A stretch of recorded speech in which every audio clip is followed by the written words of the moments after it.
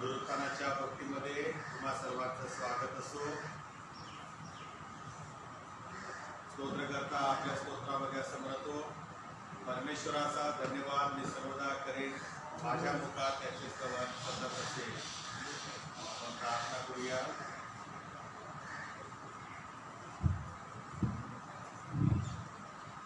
देव बाप्पा, आम्ही तुझी स्तुती करीतो, धन्यवाद देतो.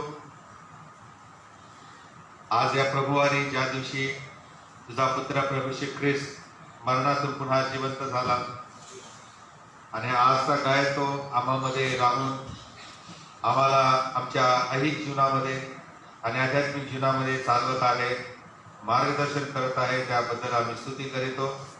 आज आमच्याद्वारे होणारी तुझी स्तुती आराधना प्रभू तुझ्या दयेने कृपेने तू मान्य कर. पाळणारा आमचा महान प्रभू श्री ख्रिस्त याच्याद्वारे आमेन. भक्तीला आपण प्रारंभ करूया. पिता, पुत्र आणि पवित्र आत्मा याच्या नावाने आमेन. यावेळेला एक्लेसियाच्या गीत संग्रहामधून गीत क्रमांक 209 आपण ऐकूया. ज्यांचं पाठ असेल त्यांनी मास्क घालून ते गीत गाले. गीत क्रमांक 209.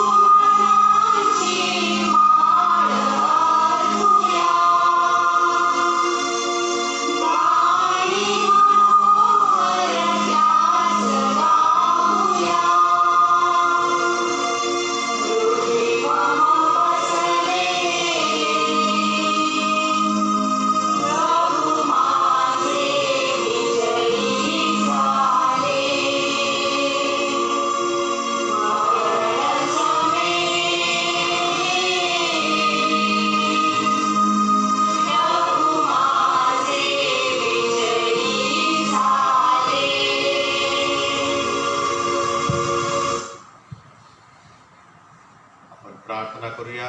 हे सर्व समर्थ देवा, तुला सर्व अंतःकरणे उघडी आणि सर्व इच्छा माहीत आहे आणि तुझपासून काही गुप्त नाही. आम्ही पूर्णपणे तुझं प्रीती करावी व तुझ्या नावाचा महिमा यथायोग्य वर्णावा, म्हणून तू आपल्या पवित्र आत्म्याच्या प्रेरणेने आमच्या मनातील विचार शुद्ध कर.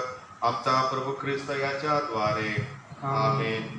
नियमशास्त्राचा सारांश आपला प्रभू येशू ख्रिस्त म्हणाला, हे इस्रायल आहे, आपला देव परमेश्वर अनन्य परमेश्वर आहे आणि तू आपला देव परमेश्वर याच संपूर्ण अंतःकरणाने, संपूर्ण जीवाने, संपूर्ण मनाने व संपूर्ण शक्तीने प्रीती कर. हीच पहिली आणि मोठी आज्ञा आहे. हिच्यासारखी दुसरी एक आहे की तू आपला शेजाऱ्या व स्वतःसारखी प्रीती कर. याहून दुसरी कोणतीही आज्ञा मोठी नाही. या दोन आज्ञा नियमशास्त्र आणि संदेष्टा यांचे ग्रंथ अवलंबून आहेत. हे प्रभू आम्हावर दया कर आणि तुझ्या सर्व आज्ञा आमच्या अंतःकरणातली असे आम्ही तुला विनवितो. आपण प्रार्थना करूया. हे सर्व समर्थ देवा, तुझ्या एकुलत्या पुत्राद्वारे मृत्यूवर विजय मिळवून तू सार्वकालिक जीवनाचे दार आमच्यासाठी उघडे केलेस. म्हणून जे चांगले विचार तुझ्या प्रेरणेने आमच्या मनात निर्माण होतात त्यांना साकार करण्यासाठी तू आम्हाला सहाय्य कर. तुझ्या सारे पवित्र आत्म्याचा असणारा व सर्व काळ राज्य करणारा एकमेव देव आमचा प्रभू येशू ख्रिस्त याच्याद्वारे. आमेन. मंडळीने बसावे. स्तोत्र संहिता 118 यावेळेस वाचण्यात येईल.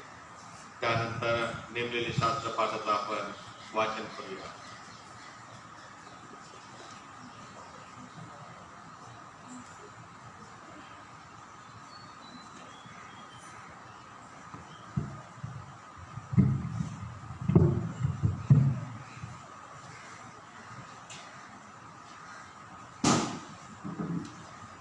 पुनरुत्थानाच्या भक्तीसाठी नेमलेले स्तोत्र 118. स्तोत्रसंहिता 118. परमेश्वराचे उपकार स्मरण करा, तो चांगला आहे, त्याची दया सनातन आहे. त्या इस्रायलाने म्हणावे की त्याची दया सनातन आहे. पौराणाच्या घराण्याने म्हणावे की त्याची दया सनातन आहे. परमेश्वराचे भय धरणाऱ्यांनी म्हणावे की त्याची दया सनातन आहे. अडचणीच्या स्थळातून मी परमेश्वराचा धावा केला, तो ऐकून परमेश्वराने मला पक्षस्थळी नेले. परमेश्वर माझ्या पक्षाचा आहे, ती भिणार नाही. मनुष्य माझे काय करणार? माझा सहाय्य करता परमेश्वर माझ्या पक्षाचा आहे. माझ्या द्वेष करणाऱ्यांची दशा मी डोळे भरून पाहिन. मनुष्यावर भरोसा ठेवण्यापेक्षा परमेश्वरावर शरण जावे हे बरे. अधिपतींवर भरोसा ठेवण्यापेक्षा परमेश्वरावर शरण जावे हे बरे. सर्व राष्ट्रांनी मला घेरलेले आहे, परमेश्वराच्या नामाने मी त्यांचा उच्छेद करीन. त्यांनी मला घेरलेले आहेत, अहो मला घेरलेले आहे. परमेश्वराचे नाम घेऊन मी त्यांचा उच्छेद करीन. त्यांनी मला मधमाशांप्रमाणे घेरले आहे.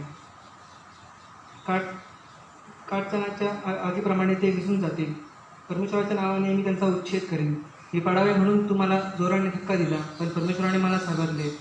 परमेश माझे बळ व माझा स्तोत्रविषय आहे, तो माझा उद्धार झाला आहे. उत्सवाचा व तारणाचा शब्द धार्मिकांच्या वस्तीत आहे. परमेश्वराचा उजवा हात पराक्रम करीतो. परमेश्वराचा उजवा हात उभारलेला आहे. परमेश्वराचा उजवा हात पराक्रम करीतो. मी मरायचं नाही, मी जगणार आणि परमेश्वराच्या कृत्यांचे वर्णन करणार. परमेश्वराने मला जबर शासन केले, तरी मला मृत्यूच्या हवाली केले नाही. मजसाठी धार्मिकतेची द्वारे उघडा. मी त्यातून प्रवेश करून परमेश्वराचे उपकार स्मरण करेन. हे परमेश्वराचे दार आहे, त्यातून धार्मिक जण प्रवेश करो. तू माझे ऐकले आहे, तू माझा तारक झाला आहेस. त्यास मी तुझे उपकार स्मरण करीतो. बांधणाऱ्यांनी नापसंत केलेला दगड कोणशिला झाला आहे. हे परमेश्वराच्या हातून घडले आहे. हे आमच्या दृष्टीने अद्भुत कृत्य आहे. परमेश्वराने हा दिवस नेमिला आहे, त्यात आपण उल्हास व आनंद करू. हे परमेश्वरा, तुला विनवितो की आमचा उद्धार कर. हे परमेश्वरा, तुला विनवितो की आम्हाला संपदा दे. परमेश्वराच्या नावाने येणाऱ्याच्या धन्यवाद हो. परमेश्वराच्या मंदिरातून आम्ही तुम्हाला आशीर्वाद देतो. प्रकाश दिला आहे, त्याने आम्हाला प्रकाश दिला आहे. उत्सवाचा यज्ञ पशु वेदीच्या शिंगास दोऱ्यांनी बांधला. तू माझा देव आहेस, मी तुझे उपकार स्मरण करीन. हे माझ्या देवा, मी तुझी थोरवी गाईन. परमेश्वराचे उपकार स्मरण करा, तो चांगला आहे, त्याची दया सनातन आहे. परमेश्वर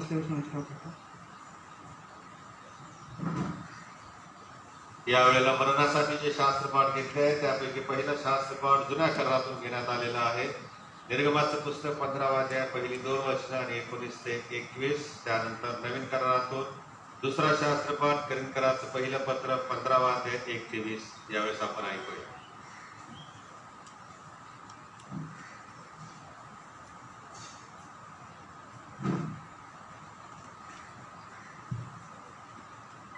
पुनरुत्थानाकरता नेमलेला प्रथम शास्त्रपाठ निर्गमाचं पुस्तक 15वा अध्याय पहिली 2 वचने आणि पुढे 19 ते 21. तेव्हा मोशे आणि इस्रायल लोक यांनी परमेश्वराला ते गीत गायले. ते म्हणाले, मी परमेश्वराला गीत गाईन, कारण तो विजयाने उन्नत झाला आहे. घोडावर आहोत त्यांनी समुद्रात उठून टाकलेला आहे. परमेश्वर माझे बळ, माझा स्तोत्र विषय आहे. तो माझा उद्धारच झाला आहे. माझा देव हाच, याचे मी स्तोत्र गाईन. हाच माझ्या पित्याचा देव, मी आता महिमा गाईन. फारोचे घोडे, रथ व स्वार समुद्राच्या पोटी जाऊन पडले आणि परमेश्वराने समुद्राचे पाणी त्याचवर वाहविले. पण इस्रायल लोक भर समुद्रामध्ये कोरड्या जमिनीवरून चालत गेले, म्हणून त्यांनी हे गायले. मग अरुणाची बहीण मिर्याम संदेशची, तिने हाती डब घेतला आणि सर्व स्त्रिया डब घेऊन तिच्या मागून उत्तर चालल्या. मिर्यामने तिच्या गाण्याला द्रुपद धरले. परमेश्वराला गीत गा, कारण तो विजयाने उन्नत झाला आहे. घोडावर राहून त्याने समुद्रात उलटून टाकले आहे. इथे एक सारखं वाटतं.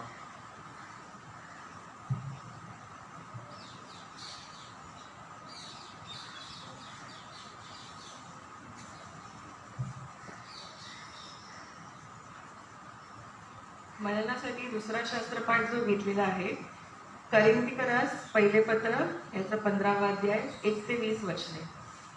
मृतांचे पुनरुत्थान.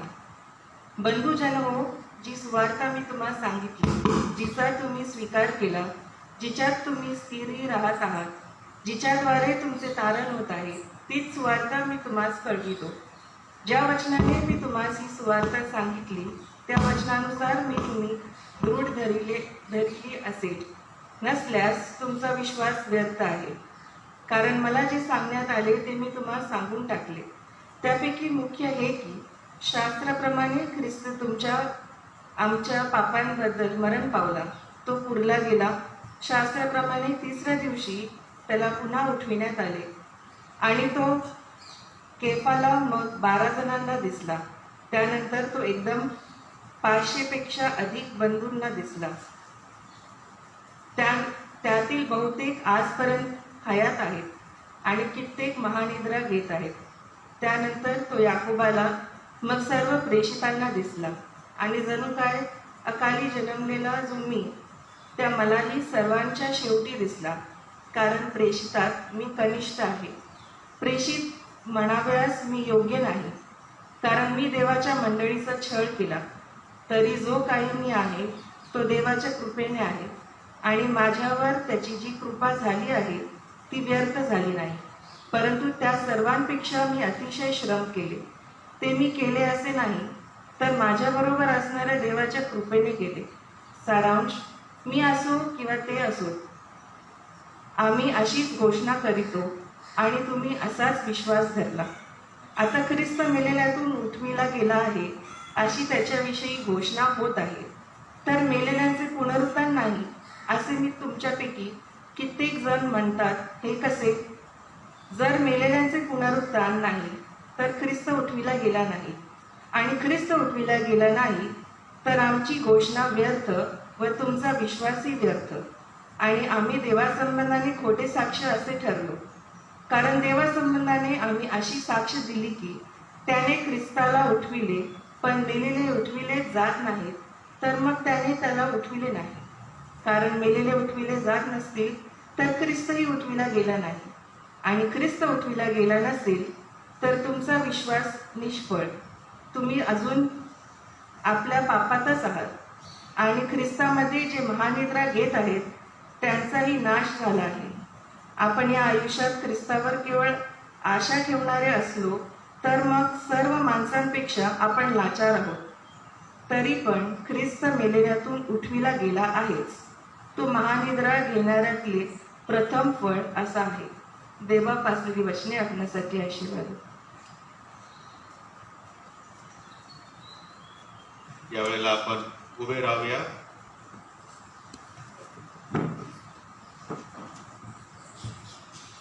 प्रभू तुम्हाला असो. तुझ्या आत्म्यातही तो. शुभवर्तमान संत योहान यांनी लिहिलेल्या शुभवर्तमानातील 20व्या अध्यायात शुभवर्तमान लिहिले आहे आणि तिच्या पहिल्या वचनापासून शुभवर्तमानास प्रारंभ होतो. ईश्वराला गौरव असो.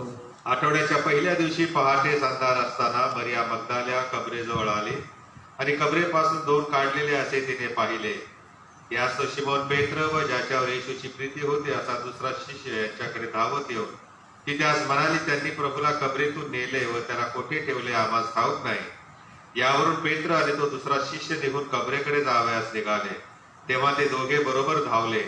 तो दुसरा शिष्य पेत्रापेक्षा लवकर पुढे जाऊन कबरेजवळ प्रथम पोहोचला आणि वरून त्याने तागाची वस्त्रे पडलेली पाहिली, परंतु तो आत गेला नाही. मग शिमोन पेत्रही त्याच्या मागून येऊन पोहोचला आणि कबरेत शिरला आणि तागाची वस्त्रे पडलेली व जो रुमाल त्याच्या डोक्याला होता तो तागाच्या वस्त्राजवळ नव्हे तर निराळा एकीकडे गुंडाळून पडलेला आहे असे त्यांनी पाहिले. तेव्हा जो दुसरा शिष्य पहिल्याने कबरेजवळ आला तोही आत गेला आणि त्याने पाहून विश्वास ठेवला. त्याने मेलेल्यातून पुन्हा उठावे अवश्य आहे हा शास्त्रलेख तोपर्यंत ते समजले नव्हते. हे ख्रिस्ताचे शुभवर्तमान आहे. हे ख्रिस्ता तुझी स्तुती असो. उभे असताना आपण प्रसिद्धाचा मतांगीकार एकत्र म्हणूया. सर्व समर्थ एकच देव पिता, आकाश पृथ्वी आणि सर्व वस्तू यांचा उत्पन्न करणारा, त्याविषयी मी विश्वास धरतो आणि एकच प्रभू येशू ख्रिस्त, तो देवाचा एकुलता एक पुत्र, तो सर्व युगापूर्वी आपल्या पित्यापासून जनित झाला, देवापासून देव, प्रकाशापासून प्रकाश, खऱ्या देवापासून खरा देव, जो जनित आहे कृत नाही, जो पित्याच्या तत्वाचा आहे, ज्याकडून अवघे झाले, जो आम्हा मनुष्यासाठी कारणासाठी स्वर्गात उतरला आणि पवित्र आत्म्याच्या योगाने कुमारी मरियेपासून देह धारण मनुष्य झाला आणि पंत पिलाताच्या वेळेस आम्हासाठी ज्याला खुशी दिली, ज्याने दुःख भोगले व ज्याला पुरले, जो शास्त्रलेखाप्रमाणे दुसऱ्या दिवशी पुन्हा उठला आणि स्वर्गात चढला आणि पित्याच्या उजवीकडे बसला आहे आणि जो जिवंतांचा मेलेल्यांचा न्याय करायला गौरवाने पुन्हा येणार आहे, त्याच्या राज्याचा अंत होणार नाही, त्याविषयी विश्वास धरितो. आणि पवित्र आत्मा जो प्रभू जिवंताचा पिता व पुत्र यापासून जो निघतो आणि पिता व पुत्र यासह त्याची आराधना गौरव होते, जो भविष्य माझ्यापासून बोलत असेल त्याविषयी मी विश्वास धरितो. आणि एक पवित्र कॅथलिक व परिशुद्ध एकत्रित विश्वास धरतो. पापांच्या क्षमेसाठी बाप्तिस्मास मी पत्करितो आणि मेलेल्यांचे पुनरुत्थान पडोशीचे जीवन यांची मी प्रतीक्षा करितो. आमेन. मंडळीने बसावे.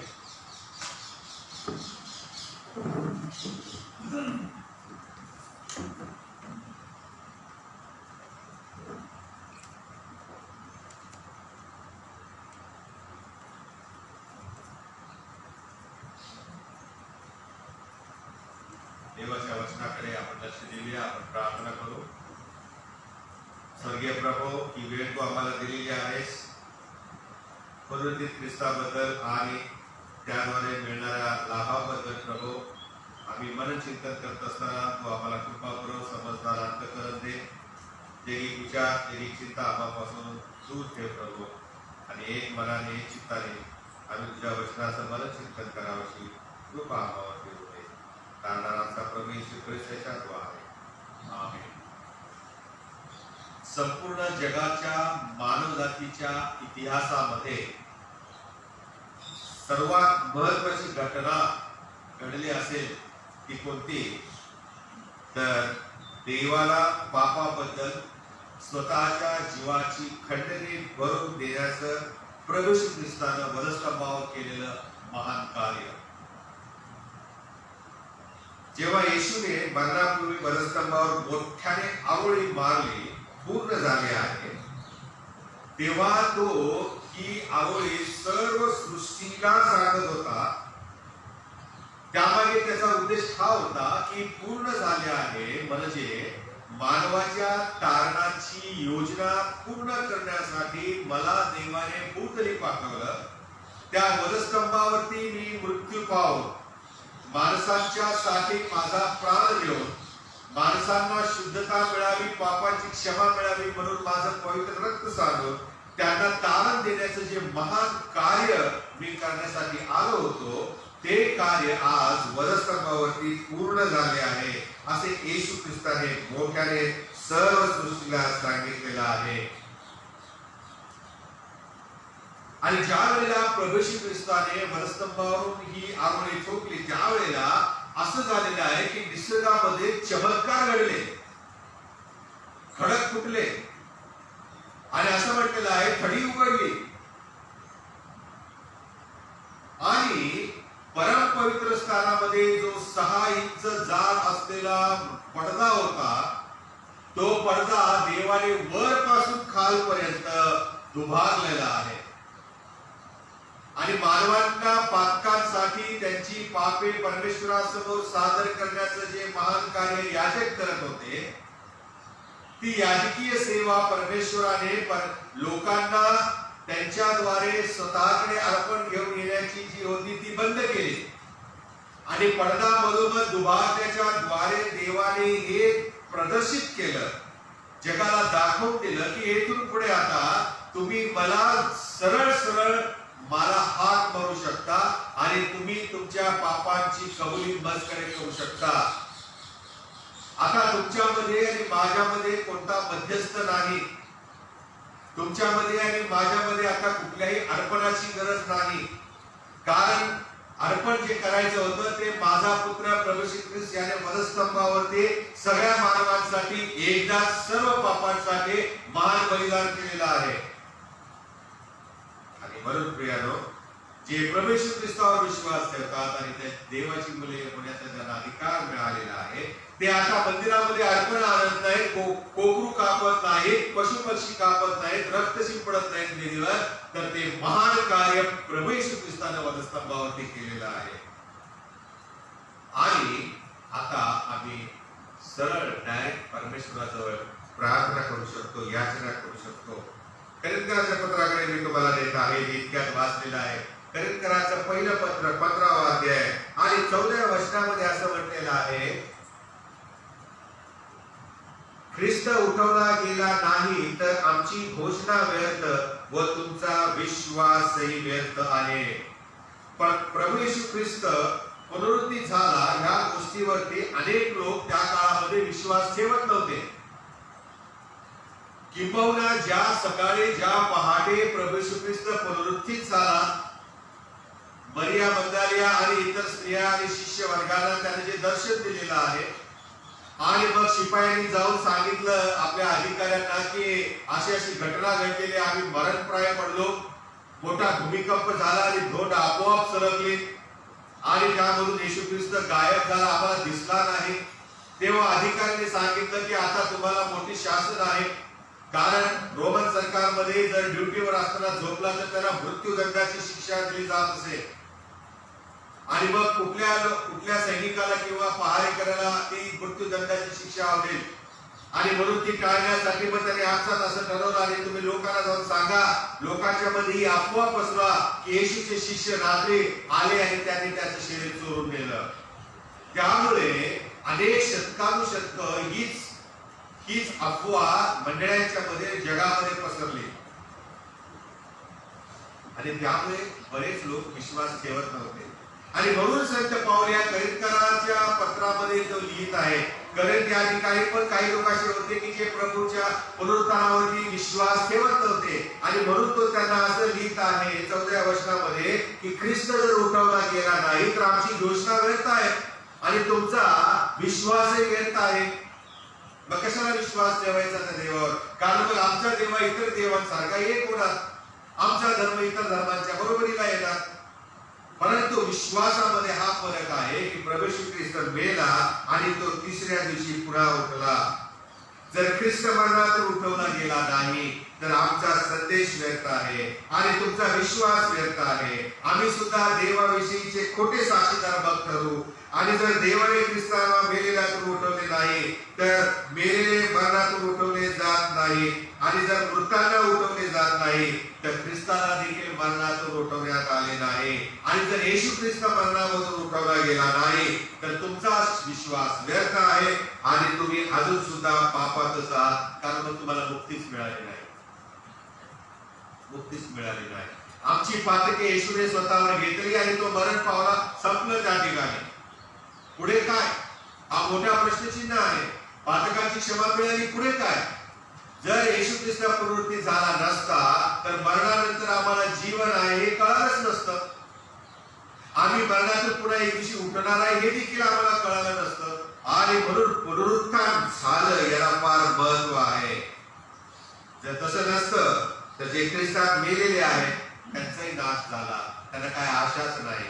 मनुष्य एकदा जगतो आणि मग मरतो, पुढे काहीच नाही. परंतु प्रभू येशू ख्रिस्त मेलेल्यातून उठल्यामुळे कलिकराचं पहिलं पत्र 15 अध्याय पहिल्या 4 वचनामध्ये संत पौल असं म्हणतो की आम्ही ही जी तुम्हाला सुवार्ता सांगत आहे ती हीच आहे. फक्त आम्ही तुम्हाला अर्धी सुवार्ता सांगत नाही की येशू ख्रिस्त आला, तो मेला, आमच्या पातकाची त्याने क्षमा केली आणि ती क्षमा तुम्ही स्वीकारा. पण जर त्या पाप क्षमेला पुढे काही आशा नाही, जर त्या सुवार्तेला पुढे जर पूर्ण विराम नाही, तर त्याचा अर्थ काय, त्याचा उपयोग काय? आणि म्हणून संत पौल असं म्हणतो की आम्ही जी सुवार्ता सांगतो त्याच्या पुढे आणखी एक सुवार्तेचा भाग आहे आणि तो म्हणजे प्रभू येशू ख्रिस्त मरण पावला, त्याला पुरले आणि तो तिसऱ्या दिवशी मेलेल्यातून पुन्हा उठला.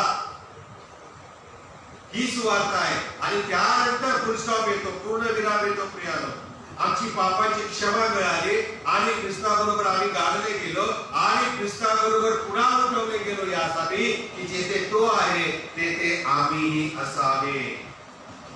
ही आशा आहे, ही गौरवी आशा आहे, प्रभूने आम्हाला दिलेली ही आशा आहे. आणि म्हणून प्रभू येशू ख्रिस्त हा यरूशलेम मध्ये सेवा करत असताना त्याला जळून देतील, त्याला जीवे मारतील एवढीच भविष्यवाणी तो करत नव्हता, तर तो पुढे असेही सांगत होता की मनुष्याचा पुत्र तिसऱ्या दिवशी पुन्हा उठवला जाईल. हे देखील तो भविष्य सांगत होता. परंतु त्याकडे शिष्यांनी आणि लोकांनी दुर्लक्ष केलेलं आहे. त्यांनी त्यावर विश्वास ठेवला नाही आणि म्हणून लोक विसरले. तिसऱ्या दिवशी प्रभू येशू ख्रिस्त पुनरुत्थित होणार आहे. शिष्य वर्ग देखील विसरून गेलेले आहेत प्रियानो. आणि म्हणून ज्या वेळेला स्त्रिया कबरीकडे गेल्या आणि त्यांना प्रभू दिसला नाही आणि त्यांनी जाऊन पुन्हा शिष्याला सांगितलं, तेव्हा त्यांना आश्चर्य वाटले. त्यांना या गोष्टी मूर्खपणाच्या वाटल्या असं शास्त्रात लिहिलेलं आहे. आणि म्हणून ते धावत आले आणि पाहतात तर खरंच आहे तशा प्रकारे. त्यांनाही आश्चर्य वाटले. पौल असं म्हणतो जी सुवार्ता आम्ही सांगतो त्यामध्ये येशूचं पुनरुत्थान ही सर्वात महत्वाची बाब आहे. पण का आज आपण पुनरुत्थान का महत्वाचं आहे याकडे लक्ष देणार आहे. पहिली गोष्ट आहे आणि ती म्हणजे पुनरुत्थानामुळे येशूने जे कार्य केलं, येशूने जी शिकवण दिली ही खरी आहे आणि खरी होती हे सिद्ध झालेलं आहे. जर प्रभू येशू ख्रिस्त पुनरुत्थित झाला नसता तर त्याने ज्या ज्या गोष्टी शिकवलेल्या होत्या सुवार्तेच्या मधून, उपदेशामधून, त्या सगळ्यांना शून्य किंमत प्राप्त झाली असते. सांगितलं गेला म्हणून संपलं. परंतु तो पुनरुत्थित झाल्यामुळे त्याच्या मरणाविषयीचं भविष्य, त्याच्या पुनरुत्थानाविषयीचं भविष्य, त्याच्या पुन्हा येण्याविषयीचं भविष्य हे सगळं सत्य ठरलेलं आहे. आणि म्हणून शारीरिक पुनरुत्थानाचे भविष्य हे पूर्ण झालेलं आहे. यावरून येशूची शिकवण ही सत्य होती. येशूने केलेले चमत्कार हे सत्य होते. येशूने केलेले स्वतःच्या पुनरुत्थानाचे भविष्य हे खरं होतं. ते काय अलंकारिक नव्हतं. येशूच्या पुनरुत्थानानंतर शिष्यवर्गाला धावत जाऊन काही मटेरियल गोळा करावं लागलं नाही आणि ते जोडून येशू ख्रिस्त मेल्यातून पुन्हा उठला असं सांगण्याची त्यांना गरज भासली नाही. कारण प्रभू येशू ख्रिस्त मृतांमधून जिवंत झाला. प्रभू येशू ख्रिस्त मेलेल्या शरीरामधून तो पुन्हा जिवंत झाला आणि लोकांना तो दिसला, लोकांनी पाहिलं असं म्हटलेलं आहे. म्हणजेच काय, तर जो देहधारी देव येशू म्हणून या भूतलावर आला, त्याने देहधारण केलं, त्याची शिकवण खोटी कशी ठरेल, त्याची खोटी शिक्षण खोटी कशी ठरेल. जो वधस्तंभी गेला, ज्याला पुरले आणि जो तिसऱ्या दिवशी पुन्हा उठला आणि स्वर्गीय देवपित्याच्या उजव्या बाजूला बसलेला आहे, हे सगळं खोटं कसं ठरेल प्रियानो? हे खरं ठरण्यासाठी प्रभू येशू ख्रिस्ताला मरणातून जिवंत होणे गरजेचे होते. आणि म्हणूनच त्यानंतर आम्ही पाहतो स्तेफनाला दोंडमार होत असताना प्रेषितांच्या कृत्यामध्ये त्याने स्वर्ग उघडलेला पाहिला आणि प्रभू येशू ख्रिस्ताला देवपित्याच्या उजवीकडे उभा असलेला पाहिला. प्रभू मरणातून पुन्हा उठला आणि त्याच्यामुळे नवीन कालाला प्रारंभ झाला. त्याच्यामुळे नवीन युगाला प्रारंभ झालेला आहे. त्याच्यापासून प्रेम आम्हाला नवीन सार्वकालिक जीवनाबद्दलची शिकवण प्राप्त झालेली आहे आणि ती आपण समजून घेतली पाहिजे. आणि यावरून आम्हाला असं पाहायला मिळतं की जे बायबल आहे, जे आम्ही कधी कधी वाचतो ते सत्य आहे. या बायबलमध्ये लिहिलेल्या गोष्टी सत्य आहेत, खऱ्या आहेत. या खोट्या नाहीये. कोणाला तरी काहीतरी वाटलं म्हणून काहीतरी इकड तिकडचं मटेरियल गोळा करून बायबल बनवण्यात आलेलं नाहीये. त्यामध्ये जे लिहिलेलं आहे, त्यामध्ये जी भविष्य आहे, ही सगळी भविष्य ख्रिस्त येशूने जिवंत असताना वधस्तंभावरती आणि पुनरुत्थानातून पूर्ण केलेले आहे. म्हणून बायबल सुप्रीम ऑथॉरिटी आहे. बायबलचा अधिकार हा सर्वोच्च अधिकार आहे. बायबल हे सर्व जगातील सर्व पुस्तकांपेक्षा अतिशय महत्वाचे आणि मूल्यवान असे पुस्तक आहे. आणि त्यामुळे याची प्रचिती आम्हाला पुनरुत्थानामध्ये पाहायला मिळते. जुन्या करारामध्ये प्रभू येशू ख्रिस्ताच्या बद्दल अनेक भविष्यवाण्या केलेल्या आहेत. त्या सगळ्या खऱ्या ठरलेल्या आहेत. शास्त्रात लिहिलेलं आहे आणि हे खरे ठरावे पुनरुत्थानामुळे प्रियानो त्यावरती मोहर बसलेली आहे की बायबल हे सगळ्यात सुप्रीम आहे. म्हणजे पुनरुत्थानामध्ये देव जे त्याच्या वचनातून आणि येशूद्वारे जे जे काही त्याने केलेलं आहे आणि पुढे भविष्यात करणार आहे ते सगळं सत्य आहे. ते सगळं सत्य आहे. तुम्ही आणि मी त्याच्यावर विश्वास ठेवो किंवा न ठेवो, देव आपलं काम करत चाललेलं आहे. देवाची योजना पूर्ण झालेली आहे तारणाची. आणि आता पुढची जी योजना आहे, प्रभू येशू ख्रिस्त पुन्हा येईल आणि त्या विश्वासदारांना तो घेऊन जाणार आहे. आणि मग प्रियानो महासंकटाचा काळ भूतलावर चालू होईल आणि मग त्यानंतर प्रभू येशू ख्रिस्त आम्हा सर्वांना त्याच्या लेकरांना पुन्हा घेऊन येईल आणि मग 1000 वर्ष पृथ्वीवरती राज्य करेल आणि मग त्यानंतर कायमचा सैतानाचा नाश केला जाणार आहे. या योजना आता होणे बाकी आहे. आम्ही त्यामध्ये सहभागी व्हायला तयार आहोत का? दुसरी गोष्ट आम्ही पाहतो, प्रभू येशू ख्रिस्त पहिली पाहिली आपण येशूच्या पुनरुत्थानामुळे प्रभू येशू ख्रिस्ताने केलेले जे कार्य आणि जी शिकवण आहे ती सत्य ठरली. दुसरी गोष्ट आहे प्रभू येशू ख्रिस्ताच्या पुनरुत्थानामुळे प्रभू येशू ख्रिस्ताच्या बलिदानाचा स्वीकार देव बापाने केला हे सिद्ध झालेलं आहे. जर प्रभू येशू ख्रिस्त ज्या वधस्तंभावर मरण पावला आणि जर तो पुनरुत्थित झाला नसता तर देव त्याच्याबद्दल नाराज आहे असं वाटलं असतं. कारण स्वर्ग त्या वधस्तंभावर असताना येशू देवाला म्हणाला होता, माझ्या देवा तू माझा का त्याग केला. मग लोकांना असं वाटलं असतं संपलं, देवाने पण याला सोडून दिलेलं आहे, पुढे काहीच झालं नाही, तो दयनीय अवस्थेमध्ये मरण पावला असं झालं असतं. परंतु ज्या अर्थी प्रभू येशू ख्रिस्त मरणातून पुन्हा जिवंत झाला त्या अर्थी देवाने त्याचं वधस्तंभावरचं कार्य, पवित्र बलिदानाचं कार्य पूर्ण केलेलं आहे. त्याबद्दल तो संतुष्ट आहे. जसा प्रभू येशू ख्रिस्त जन्मल्यानंतर आणि बाप्तिस्माच्या वेळेला शिष्य वर्गाला सर्वांच्या समोर आकाश कपाटे उघडून म्हणाला होता की हा माझा परमप्रिय पुत्र, याविषयी मी संतुष्ट आहे. तो संतुष्टपणा, तो आनंद परमेश्वराला नंतर मिळालेला आहे ज्या वेळेला प्रभू येशू ख्रिस्ताला मेलेल्यातून पुन्हा उठवण्यात आलेला आहे. आणि म्हणून प्रभू येशू ख्रिस्ताचं वधस्तंभावरचं बलिदान प्रियानो हे काय व्यर्थ गेलेलं नाही. देवाला ते आवडलेले आहे आणि म्हणून देवाने त्याला मेलेल्यातून उठवले असे संत पाऊल आपल्या पत्रामध्ये म्हणतो. देवाने येशूला नुसतंच मेलेल्यातून उठवलं नाही तर असं म्हटलेलं आहे त्या येशूला स्वतःच्या उजवीकडे बसवलेलं आहे, उजवीकडे त्याला स्थान दिलेलं आहे आणि जाहीर केलं प्रत्येक गुडघा त्या समोर टेकेल आणि प्रत्येक जीवा ख्रिस्त प्रभू आहे असे कबूल करेल.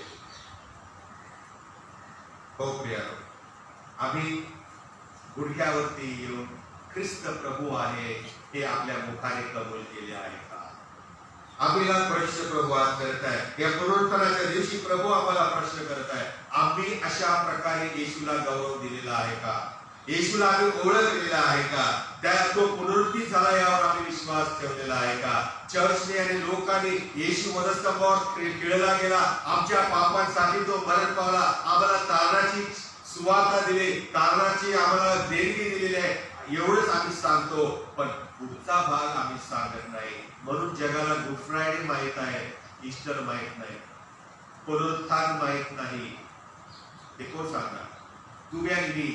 जोपर्यंत आम्ही जाऊन लोकांना सांगत नाही की जो येशू मेला तो पुन्हा उठला, तोपर्यंत त्यांना सार्वकालिक जीवनाची सुवार्ता कशी कळेल?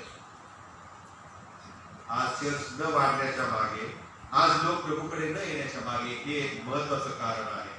संत पाऊल देखील म्हणतो आम्ही तर वधस्तंभावर केलेला ख्रिस्त गाजवतो. ठीक आहे ना, पण आता काय करायचंय आम्हाला? त्या वधस्तंभावर गेलेल्या ख्रिस्ताबरोबर आम्हाला पुनरुत्थित ख्रिस्ताची साक्ष सांगण्यासाठी प्रभूने हे महान कार्य दिलेलं आहे. आणि ते आम्ही करत नाही, ते मंडळ्या करत नाहीत, ख्रिस्ती लोक करत नाहीत. आणि त्यामुळे जग अंधारात चालू आहे, जग अंधारात चालत आहे. आणि म्हणून प्रभू येशू ख्रिस्ताच्या पुनरुत्थानामुळे देवबाप संतुष्ट झालेला आहे. त्याचं पवित्र बलिदान देवाने स्वीकारलेलं आहे हे आम्हाला कळते.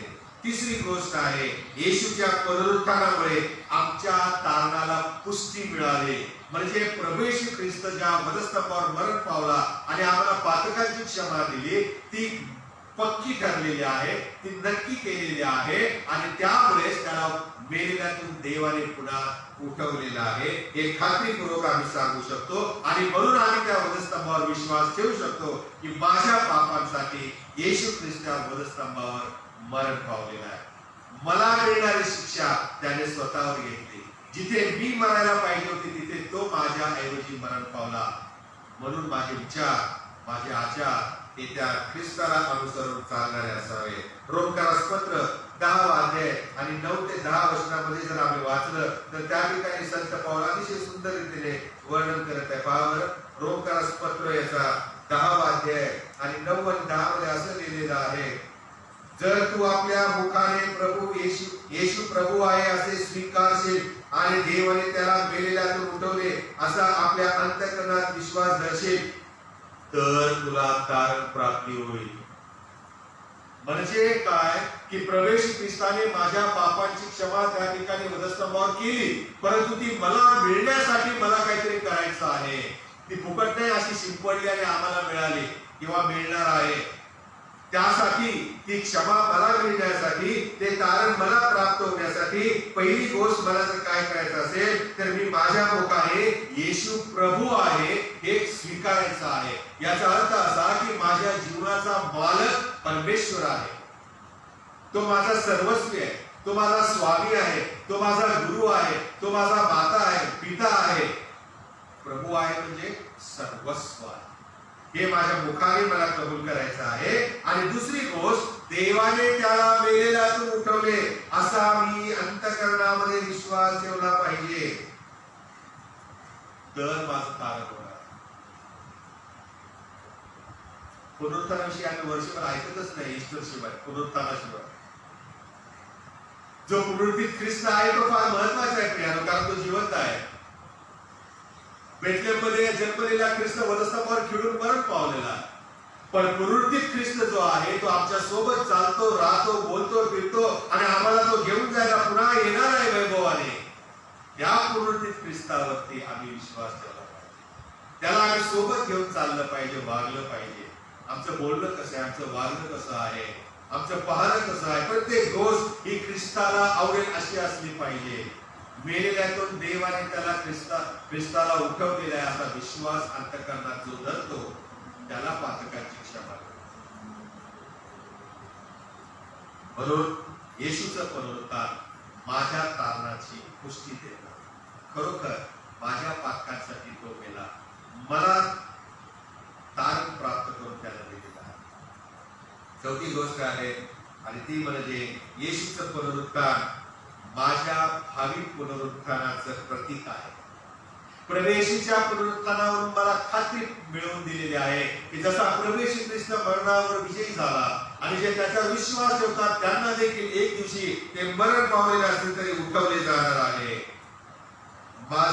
माझं हे जे शरीर आहे हे शरीर मेले तरी ते उठवले जाणार आहे असं या वचनामध्ये आम्ही पाहतो. प्रियानो, परमेश्वराने आम्हाला ही खात्री दिलेली आहे. प्रभू वैभवाने येईल, त्याचं राज्य स्थापेल आणि मग ती त्याच्या बरोबर सदा सर्व काळ राहणार. जसं येशू आता पुन्हा मरणार नाही, येशू पुन्हा वधस्तंभी जाणार नाही, येशू सदा सर्व काळ तिच्या जवळ असणार आहे आणि त्या ठिकाणी आम्ही असावे म्हणून आम्हाला घेऊन जायला तो येणार आहे. आणि म्हणून संत पौल काय म्हणतो, मी वाचत आहे करिंथ्याचं पहिलं पत्र 15 अध्याय 42 आणि 43 ते 44 वचनामध्ये फार सुंदर त्याने वर्णन केलेलं आहे. तो असं म्हणतो की मेलेल्याचे पुनरुत्थान आहे विनाशीपणात पेरले जाते, अविनाशीपणात उठवले जाते, अपमानात पेरले जाते, गौरवात उठवले जाते. असा आमचा हा देह आहे, असं आमचं शरीर आहे. अशक्तपणामध्ये पेरले जाते पण सामर्थ्यामध्ये उठवले जाणार आहे. प्राणमय शरीर असे पेरले जाते पण उठत असताना आध्यात्मिक शरीर असे उठवले जाणार आहे. जर प्राणमय शरीर आहे तर आम्हाला आध्यात्मिक शरीर देखील आहे जे दिसत नाही, आणि जे दिसत नाही म्हणून त्याकडे आम्ही दुर्लक्ष करू नये, कारण तेच तर महत्वाचं आहे. या जीवनानंतर पुढच्या जीवनामध्ये प्रवास करण्यासाठी तेच कारणीभूत ठरणार आहे आणि त्याला आम्ही स्थान दिलं पाहिजे. आणि म्हणून प्रभू श्री ख्रिस्त मरणातून पुन्हा पुनरुत्थित झालेला आहे. पुढे असं लिहिलेलं आहे 49व्या वचनामध्ये, आणि जो मातीचा त्याचे प्रतिरूप जसे आपण धारण केले तसे जो स्वर्गातला त्याचेही प्रतिरूप आपण धारण करणार आहे. म्हणजे जसा आदाम मातीपासून घडवला आणि तसे आम्ही आहोत, तशाच प्रकारे येशू ख्रिस्त गौरव शरीरात उठवला गेला, तसं शरीर आम्हाला प्राप्त होणार आहे. ते रूप आम्ही धारण करणार आहोत ज्या वेळेला आमचे पुनरुत्थान होणार आहे. पुढे असं म्हटलेलं आहे, बंधुजनो, मी असे म्हणतो की मांस आणि रक्त यांना देवाच्या राज्याचे वतन मिळू शकत नाही आणि विनाशीपणाला अविनाशीपणाचे वतन मिळत नाही. म्हणून हा देह आम्हाला सोडायचा आहे. प्रभू येशू ख्रिस्ताने हा देह सोडला आणि गौरवी देहाने तो पुन्हा जिवंत झालेला आहे आणि तो देह ते रूप परमेश्वर आम्हाला देणार आहे. आणि म्हणून पुढे असं लिहिलेलं आहे 53व्या वचनामध्ये, आणि हे जे मर्त्य त्याने अमरत्व परिधान करावे हे आवश्यक आहे. हे शरीर एक दिवशी मरणार आहे, हे शरीर एक दिवशी नाश पावणार आहे, परंतु या विनाशी शरीराला अविनाशी पण मिळावं, अमरत्व मिळावं हे आवश्यक आहे. आणि हे जे विनाशी त्याने अविनाशी पण परिधान केले आणि हे जे मरणारे शरीर आहे त्याने अमरत्व परिधान केले. असे जेव्हा होईल तेव्हा मरण विजयात ग्रासले गेले आहे. हा जो शास्त्र लेख आहे तो पूर्ण होणार आहे. आणि म्हणून संत पाऊल असं म्हणतो, अरे मरणा तुझा विजय कोठे, अरे मरणा तुझी नांगी कोठे, मरणाची नांगी पाप आहे आणि पापाचे बळ नियमशास्त्र आहे. तरी देव जो आपला प्रभू येशू ख्रिस्ताच्या द्वारे आम्हाला जय देतो त्याची स्तुती असो. परमेश्वर आम्हाला येशूमध्ये जय देणारा परमेश्वर आहे. पुनरुत्थित ख्रिस्तामुळे 4 गोष्टी आम्हाला मिळाल्या. पहिली गोष्ट, पुनरुत्थानामुळे येशूने जे शिक्षण दिलं, येशूने जे कार्य केलं ते खरं ठरलं. पुनरुत्थानामुळे दुसरी गोष्ट आम्हाला मिळाली आणि ती म्हणजे येशूच्या बलिदानाविषयी परमेश्वर संतुष्ट होता म्हणून त्याने त्याला मेलेल्यातून उठवलं, हा लाभ आम्हाला मिळाला. तिसरी गोष्ट आहे, प्रभू येशू ख्रिस्ताच्या पुनरुत्थानामुळे माझं तारण झालेलं आहे हे नक्की आम्हाला कळालेलं आहे. आणि चौथी गोष्ट आहे, प्रभू येशूच्या पुनरुत्थानामुळे माझेही पुनरुत्थान होणार आहे याची मला खात्री मिळते. प्रभू आम्हा प्रत्येकाने कृपा करो आणि या पुनरुत्थित ख्रिस्ताला आमच्या हृदयात साठवून त्याच्या वचनाप्रमाणे जीवन जगण्यास सहाय्य करो. आपण प्रार्थना करूया. स्वर्गीय प्रभू, आम्ही स्तुती करीतो, तुझ्या नावाला मान, महिमा आणि धन्यवाद देतो. आज तू आम्हाशी बोललेला आहेस. पुनरुत्थित ख्रिस्त किती महत्वाचा आहे. त्याच्या पुनरुत्थित होण्यामुळे प्रभू देव बाप्पा त्याचं शिक्षण, त्याचे उपदेश, त्याची कार्य ही सत्य ठरते. त्याच्या पुन्हा गेलेल्यातून उठण्यामुळे तू त्याच्याविषयी संतुष्ट आहेस. त्याच्या बलिदानाचा तू स्वीकार केलास हे आम्हाला आज कळालेलं आहे. तिसरी गोष्ट प्रभू, त्याच्या पुनरुत्थानामुळे आम्हाला त्याच्या मरणामध्ये सहभागी पण आहे, आम्हाला त्याच्या पुनरुत्थानामध्ये सहभागी पण आहे. आमच्या पातकांची क्षमा आम्हाला मिळाली याची खात्री तू आम्हाला दिलीस. आणि प्रभू येशूच्या पुनरुत्थानामुळे आमचंही एक दिवशी पुनरुत्थान होणार आहे. आम्ही मेलो तरी पुन्हा तुझ्यामध्ये जिवंत होणार आहे ही शाश्वती दिलीस. याबद्दल आम्ही स्तुती करतो. आणि याच विश्वासाने जी गौरवी आशा प्रभू तू आम्हाला दिलेली आहे त्या आशेवर जगण्यासाठी आम्हाला तू सहाय्य कर. कारण आमचा महान प्रभू येशू ख्रिस्त याच्या द्वारे.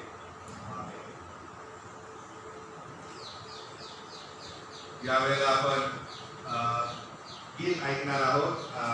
गीत क्रमांक 206, आमचा येशू ख्रिस्त भगवान. आणि हे गीत होत असताना आपण आपली दाने आणि अर्पणे प्रभूच्या भांडारात अर्पण करूया.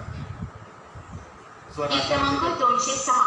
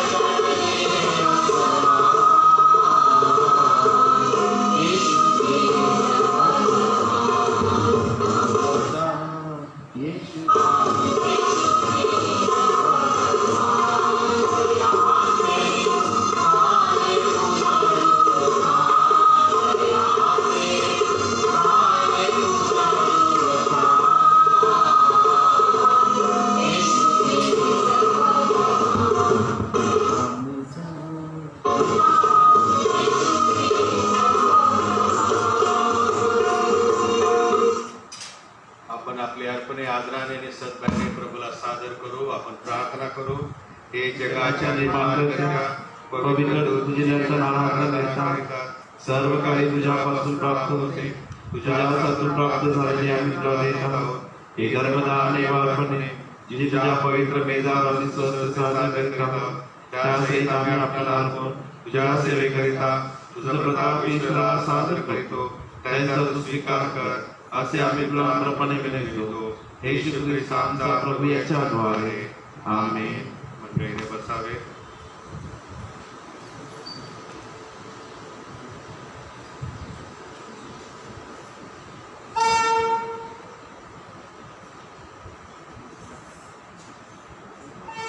मंडळीकरता सूचना आहेत, त्यांनी वाचून दाखवत आहेत. 2 विवाह घोषणा आहेत. जॉयसी अभय शिंदे ही अविवाहित असून सेंट क्रिस्टोफर चर्च CNI कल्याण या ख्रिस्त मंडळीचे सभासद आहेत. तसेच निखिल संपत लोखंडे हे अविवाहित असून Our Lady of the Visitation Church Nerul Navi Mumbai या ख्रिस्त मंडळीचे सभासद आहेत. या दोघांच्या विवाहाची मी सूचना देत आहे. याबाबत जर कोणाला काही कायदेशीर हरकत घ्यायची असेल तर त्याने तसे पालकांना लेखी कळवावे. गाजवण्याची ही पहिली वेळ आहे. आपण जॉयसी अभय शिंदे आणि निखिल संपत लोखंडे यांच्यासाठी प्रार्थना करू. हे परमेश्वरा आमच्या स्वर्गीय देव बापा, जॉयसी अभय शिंदे आणि निखिल संपत लोखंडे या दोघांना तो आशीर्वाद दे. विवाहाच्या पवित्र संस्कारासाठी त्यांच्या मनाची तयारी कर. त्यांना आयुष्यभर तुझे मार्गदर्शन लाभू दे. आमचा प्रभू श्री ख्रिस्त याच्याद्वारे. आमेन. दुसरी विवाह घोषणा आहे. सुमित सुभाष चंदन शिवे अविवाहित असून सेंट क्रिस्टोफर चर्च CNI कल्याण या ख्रिस्त मंडळीचे सभासद आहेत. तसेच प्राची संजय चांदेकर ही अविवाहित असून ती मेथडिस्ट मराठी चर्च बदनापूर या ख्रिस्त मंडळीचे सभासद आहेत. या दोघांच्या विवाहाची मी सूचना देत आहे. याबाबत जर कोणाला काही कायदेशीर हरकत घ्यायची असेल तर त्याने तसे पालकांना लेखी कळवावे. गाजवण्याची ही पहिली वेळ आहे. आपण प्रार्थना करूया. हे परमेश्वरा आमच्या स्वर्गीय देव बापा, सुमित सुभाष चंदन शिव आणि प्राची संजय चांदेकर या दोघांना तो आशीर्वाद दे.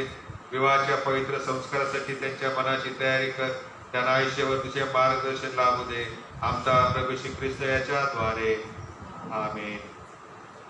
आपल्या मंडळीमध्ये गेल्या वर्षापासून आपण व्हिडिओ शूटिंग करत आहे. भक्तीचं व्हर्च्युअल प्रक्षेपण करत आहोत आणि त्यासाठी मोबाईल ठेवण्यासाठी जे स्टँडची गरज होती चर्चला ती पुरवलेली आहे आणि त्या कुटुंबियांचं नाव आहे बाळू साळवे परिवार. आणि त्याबद्दल मी त्यांचे आभार मानतो की मंडळीची योग्य ती गरज आहे ती त्यांनी याद्वारे पूर्ण केलेली आहे. प्रभू त्या कुटुंबियांना अधिक सहाय्य करू. आपल्या मंडळीचे ज्येष्ठ सभासद विल्यम कंग अंकल, त्यांना 89 वर्षे पूर्ण झालेली आहेत आणि 90व्या वर्षात ते पदार्पण करत आहेत. त्यांच्यासाठी पण प्रभूच्या नावाला आपण धन्यवाद देणार आहोत. आपल्यामध्ये जे आजारी रोगी दुःखराईत पीडित आहेत त्यांच्यासाठी प्रार्थना करू. आपल्या देशासाठी प्रार्थना करू की आपल्या देशामध्ये जे लसीकरणाची मोहीम आहे ती सर्वांना व्यवस्थित प्राप्त व्हावी आणि सर्वांना आरोग्य प्राप्त व्हावे. कोरोना आमच्या देशातून आणि सर्व जगातून त्याचा नायनाट व्हावा यासाठी पण आपण प्रार्थनेमध्ये जाणार आहोत. आपल्या मुंबई धर्म प्रांताचे बिशप रायटन प्रकाश पाटोळे, सर्व पाळक वर्ग सुवार्थिक यांच्यासाठी आज आपण मध्यस्थीची प्रार्थना करू. ख्रिस्ताच्या सार्वत्रिक एकलेसिया करता आणि सर्व मानवजाती करता त्यांच्या गरजेनुसार प्रार्थना करूया.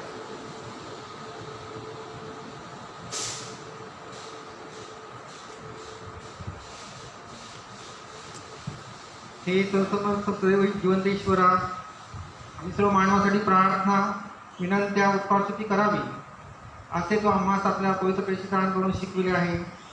तू दैवी प्रतापशाली ईश्वरा असा मी नम्रतेने विनवितो की तू परमदयेने आमच्या प्रार्थना मान्य कर व सार्वत्रिक एकलेसियेस सर्वदा सत्य, ऐक्य व एकमत यांच्या आत्म्याने प्रेरित कर.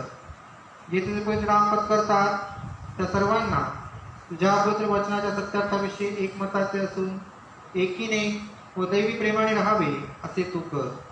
हे स्वर्गीय बापा, आमचे सर्व बिशप, प्रिस्ट व डिकन यांनी आणि विशेष करून सेवक आमचे मॉडरेटर PC सिंग, त्याचप्रमाणे आमचे बिशप रायटन प्रकाश पाटोळे, त्याचप्रमाणे आमचे चर्चचे आचार्य सुनील आवळे यांनी आपल्या आचरणाने व तत्वनिष्ठेने तुझे खरे व जीवनदायी वचन प्रगट करावे म्हणून त्यास अनुग्रह दे. तुझ्या एकलेसीची उभारणी व शुभवर्तमानाचा प्रसार करावा म्हणून ज्या तुझ्या सेवकास निर्णय कामे करण्यास तू पाचारण केले आहेस त्यांना आशीर्वाद दे आणि सर्व जग तुझ्या सत्याच्या ज्ञानाने भरले जावे असे तू कर. तुझ्या सर्व लोकांनी विशेष करून जे भक्त इथे जमले आहेत त्यांनी नम्र अंतकरणाने व योग्य भक्तिभावाने तुझे पवित्र वचन स्वीकारावे आणि तुझी सेवा खरेपणाने पवित्रपणे व धार्मिकतेने आयुष्यभर करावी म्हणून तू त्यास आपला दिव्य अनुग्रह दे. आम्ही तुला विनवितो सर्व राष्ट्रांना नीतिमत्तेच्या व शांततेच्या मार्गाने चालावे आणि त्यांचे राज्य करते, विशेष करून आमचे राष्ट्रपती, पंतप्रधान, राज्यपाल व त्यांच्या अधिपत्याखाली असलेले सर्व अधिकारी यांनी तुझ्या लोकात न्यायाने व शांततेने वागावे म्हणून त्यास मार्गदर्शन कर. आम्ही तुला अशी विनंती करतो की तुझ्या स्वर्गीय आशीर्वादाने टंचाई दुष्काळ यापासून आमचा बचाव व्हावा व भूमीचे उत्पन्न हंगामानुसार कृतज्ञ अंतकरणाने आम्ही उपभोगावे असे तू कर. हे प्रभू, आम्ही तुला अत्यंत नम्रतेने विनवितो की या नश्वर आयुष्यात जे कोणी क्लेश, शोक, अडचण, दुखणे अथवा दुसरी कोणती विपत्ती आणि पीडित असते, बापा यांची नावे आम्हाला ठाऊक नाही, त्या सर्वांकरता तुझ्या पवित्र वेळेवर प्रार्थना करतो आणि त्या सर्वांचे सांत्वन व सहाय्य कर. जे तुझे सेवक तुझा विश्वास व भय धरून निरोधले आहे त्याचे तू रक्षण करावे म्हणून त्यात आम्ही तुझ्या पितृवत करुणेस मिरवतो.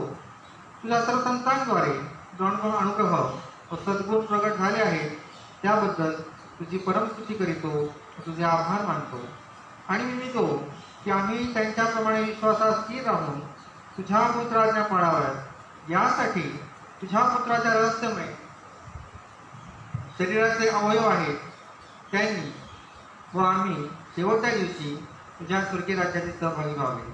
की बापा विशेष प्रार्थना करतो, देशात लसीकरणाची मोहीम चालू आहे, मोहीम आशीर्वादित कर बापा. आणि बापा हा जो कोरोनाचा विषाणू सर्वत्र पसरलेला आहे तो तू दूर कर, तर नायनाट कर. होय बापा, सर्व जगावर दे बापा, तुझी कृपा असू दे. मनुष्य तुझी हस्तकृती आहे. आमची प्रार्थना करतो, तुझा गौरव करून घे. की बापा विशेष करून या आजाराकरता भारतातील सर्वांकरता प्रार्थना करीत आहोत बापा आणि लसीकरणाद्वारे या रोगाचं निर्मूलन व्हावं असे तू कर. हे बापा, आमचा एकच मध्यस्थ कैवार येशू ख्रिस्त जो पवित्र आत्म्याच्या ऐक्यात एकच देव असून तो दैव जिवंत राहतो व राज्य करतो त्यांच्या प्रत्यक्ष असे कर. आमेन. यावेळेला आपण सर्वजण उभे राहू आणि प्रभूने शिकवलेली प्रार्थना एकत्र म्हणूया. हे आमच्या स्वर्गातील बापा, तुझे नाव पवित्र मानले जाव, तुझे राज्य येवो, जसे स्वर्गात तसे पृथ्वीवरही तुझ्या इच्छेप्रमाणे हो. आमची प्रतिदिवसाची भाकर आज मारते आणि जसे आम्ही आपल्या अपराधांची क्षमा करीतो तशी तू आमच्या अपराधांची क्षमा कर आणि आम्हाला परीक्षेत आणू नको तर आम्हाला वाईटापासून सोडी. कारण की राज्य, सामर्थ्य आणि गौरव ही सर्व काळ तुझीच आहे. आमेन. आपण आशीर्वाद घेऊ. सर्व बुद्धी सामर्थ्याच्या पलीकडे असलेली देवाने दिलेली शांती तुमची अंतःकरणे व मने देवाच्या निताचा पुत्र येशू ख्रिस्त आपला प्रभू याच्या ज्ञानात प्रीतीत राखो आणि सर्व समर्थ देव पिता, पुत्र आणि पवित्र आत्म्याचा आशीर्वाद तुम्हावर असो आणि सदा सर्वदा तुम्हासह राहो. आमेन. यावेळेला आपण एकलितेच्या गीत संग्रहामधून शेवटचं गीत गाणार आहोत. गीत क्रमांक 207, जा सांगा मम बंधुजना.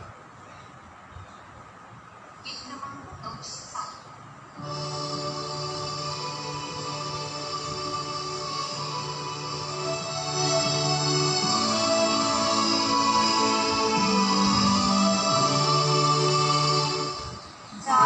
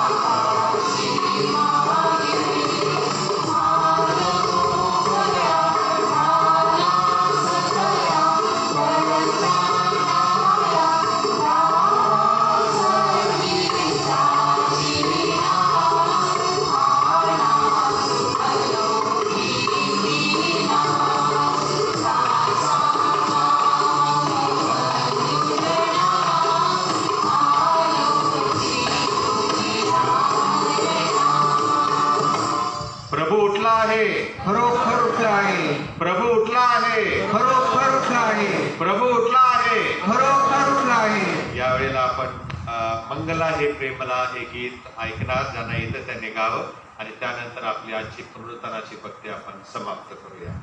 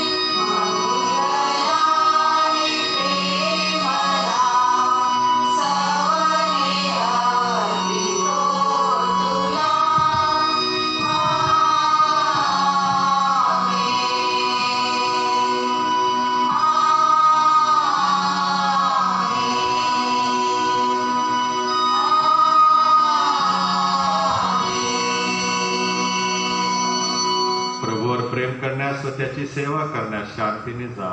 ख्रिस्ताच्या नावाने आमेन.